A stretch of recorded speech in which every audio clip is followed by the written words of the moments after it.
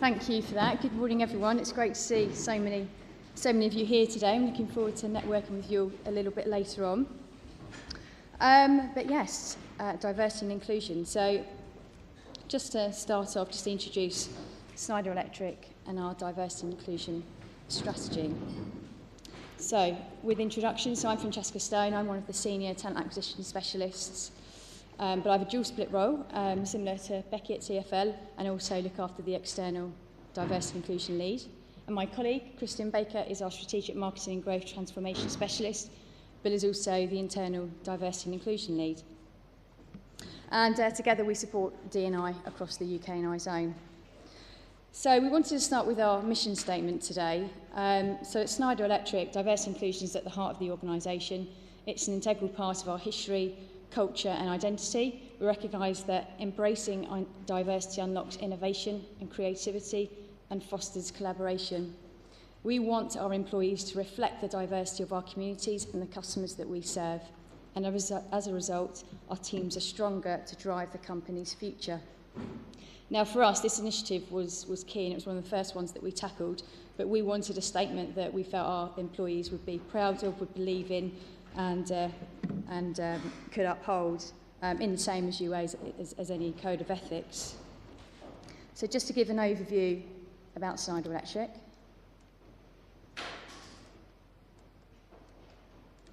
Doesn't want to click over.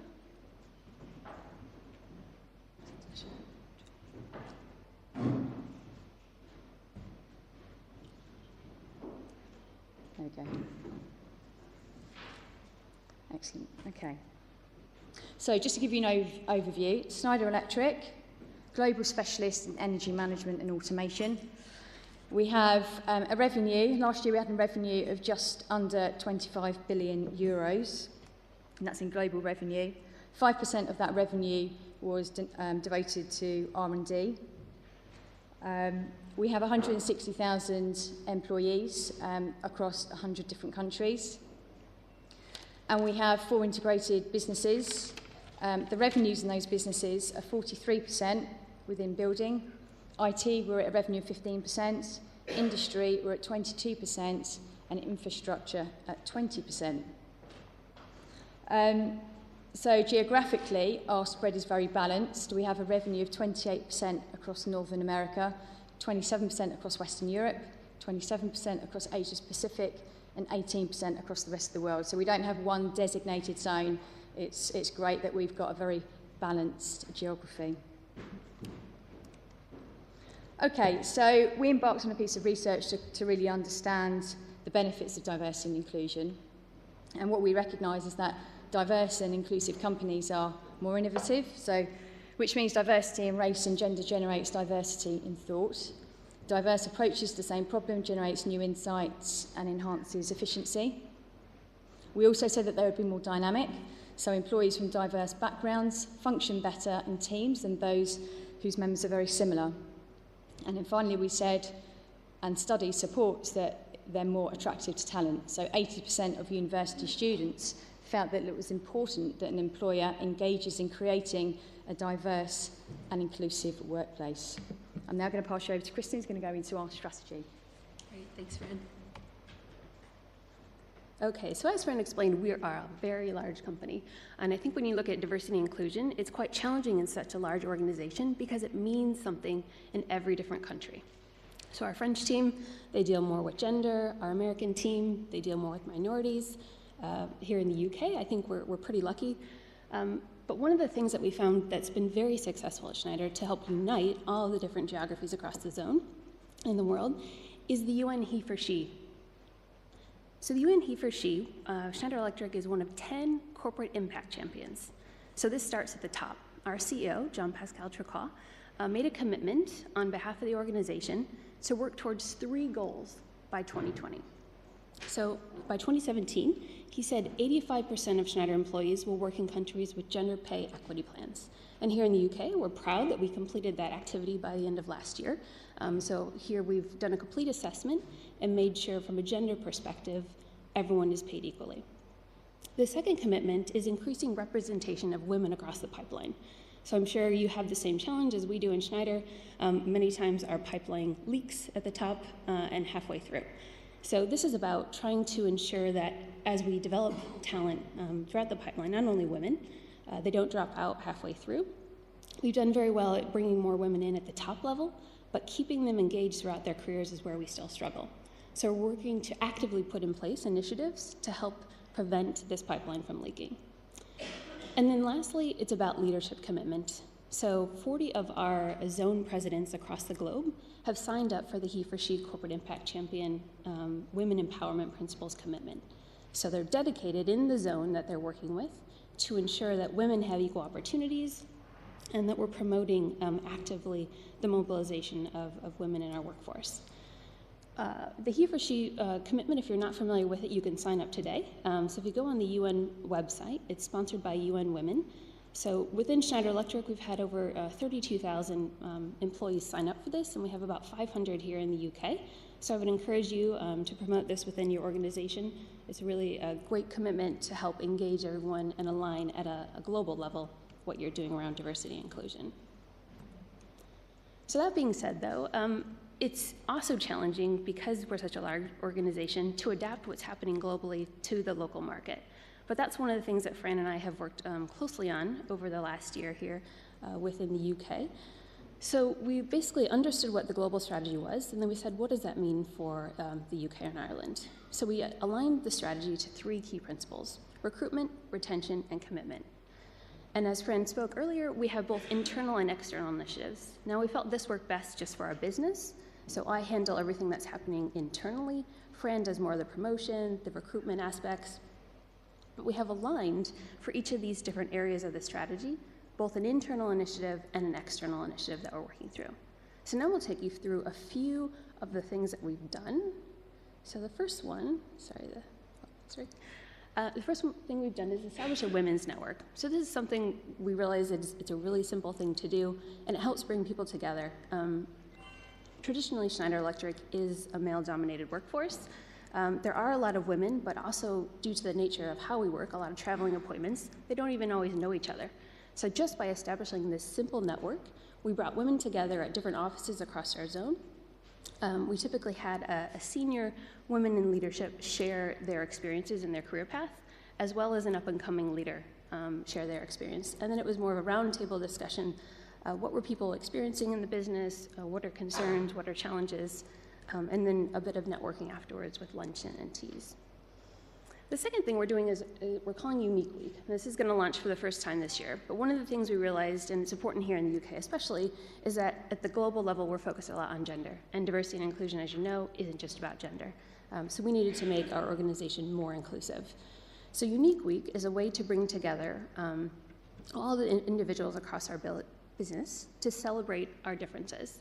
So one of the statements we like, it's not something we came up with, but it's called, "I am different like you."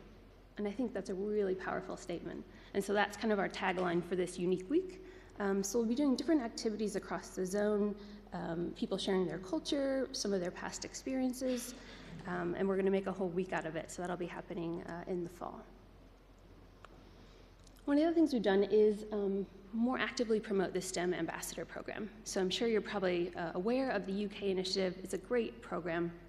And all you have to do is basically sign up, get a few hours of training, and you're ready to go. And then you have access to a plethora of opportunities that you can volunteer for and actively promote STEM careers to the younger generation. So what we've done is we've made this really easy for our employees. We've explained a step-by-step process. How do they sign up? We brought the training in-house, so if you have over a certain number, the STEM network will come to you and train in your offices. So we have 3 different trainings going on across the zone in April and May. And we also are tracking at a business level how many STEM ambassadors we have that have signed up. The other program we're working with is called Engineering Development Trust. So because of the nature of the business, we were so spread out. We have over 20 different offices across the zone. There were pockets of best practices happening, but they really weren't consolidated and shared across the zone. So with this program, you sponsor a project in your local community. So we've gotten volunteers in some of our offices. They're typically working in many cases with young girls in schools. They define a project that is important to the business, and then they coach and develop that team over the course of about 6 months. There's a program at the end where they present their project, and it's really a way to, again, promote STEM subjects within the younger talent. Okay, and the last thing I'm going to talk about today around internal is the diversity and inclusion playbook. So when Fran and I started the initiative, it was very much centered around HR. So HR owned it and drove it, and that was one of the key challenges I think we found in the business, is that it hadn't disseminated through.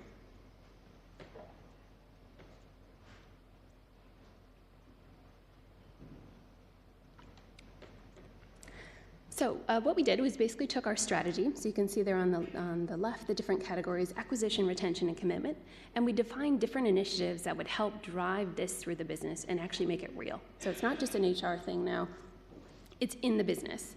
We then went to our senior executive team across the zone, and each of the VPs signed up a commitment that they would fulfill one of these different initiatives in each of these areas. So I'll talk a little bit about these. So the first one was cascading, so making sure that we add one new female on each BU leadership team, and that's cascaded down. So it doesn't just happen at N-1, it happens N-2, N-3, and N-4. We're training our hiring managers in breaking bias. So we worked in the past with a company called Mind Gym to develop this content. We find it's a really effective tool.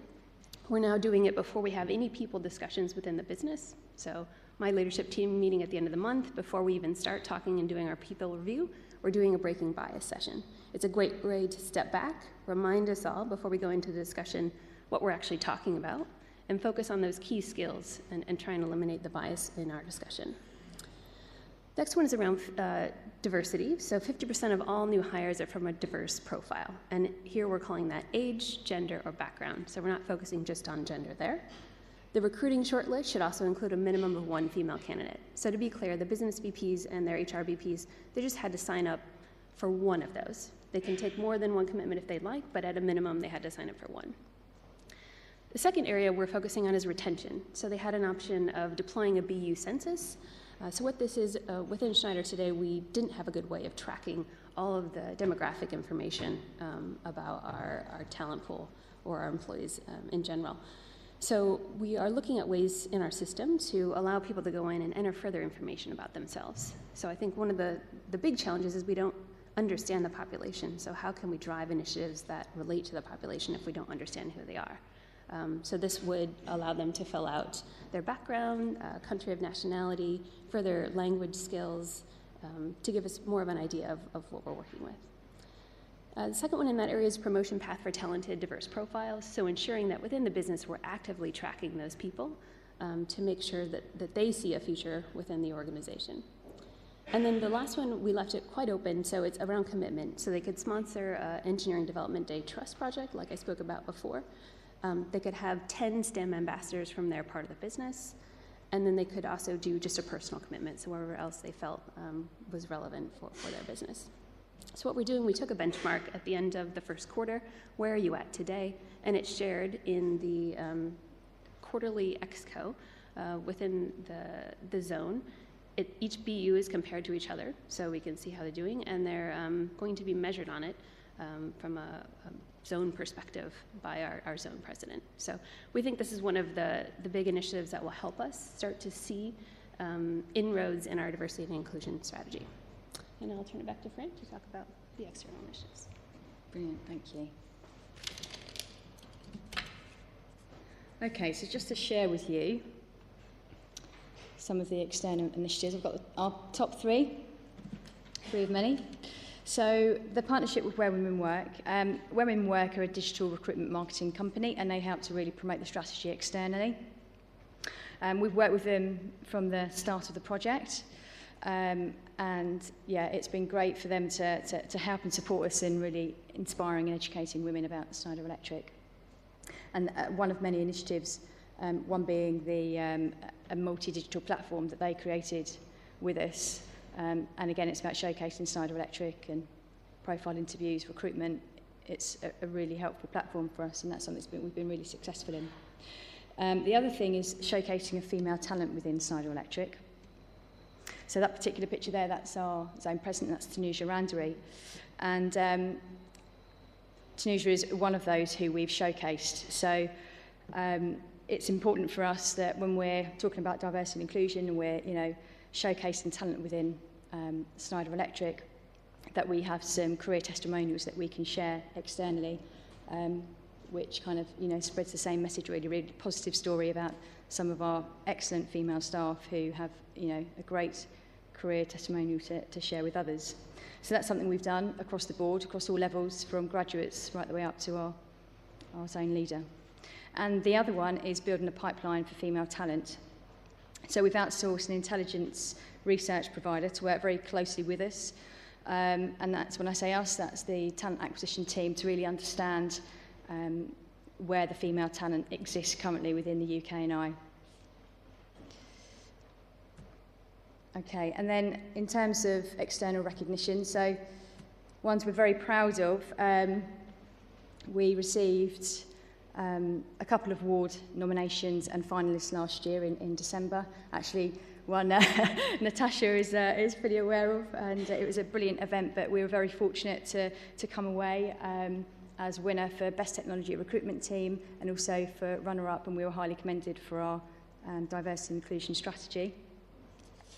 The other picture there, so Tanuja Randari, our zone president, was nominated and a finalist for the first Women in Engineering and Manufacturing Awards. And then lastly, our success around International Women's Day this year. We were privileged to work very closely with UN Women. Obviously, we're champions of he for she, as Kristin's mentioned, and we had a number of activities that we were running on that day, one of which was a national broadcast reaching out to multiple sites, getting a female panel together talking about D&I, which was shortly followed by a mini hidden bias training for all staff. So, yeah, very, very successful, and these are ongoing initiatives that we're looking to support going forward.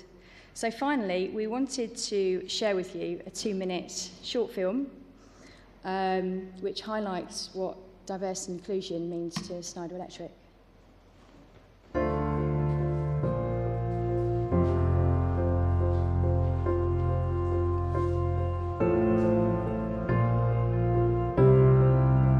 Each of us is unique, in obvious ways and in less obvious ways as well. Good things arise from our differences.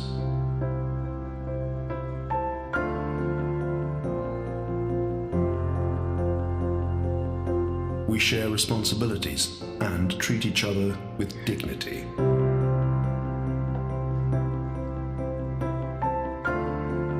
Working closely together, knowing our opinions are respected, gives us all a sense of confidence.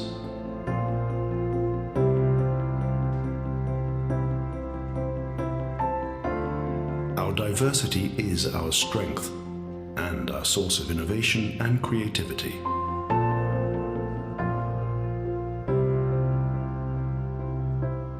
Different genders, ethnicities, ages, nationalities, backgrounds, abilities, skills, all bring value.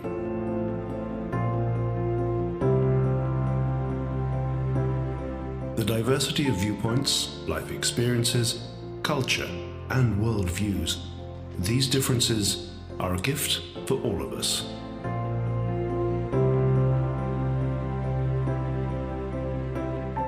We know that diversity is simply part of who we are, how we work and how we grow, and it will be a part of our future.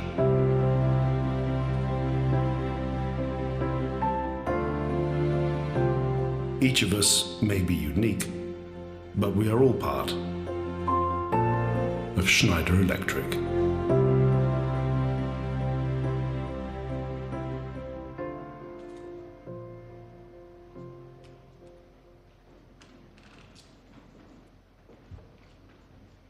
Hope you enjoyed that short film there. I love that video because that capitalises exactly who we are as a business.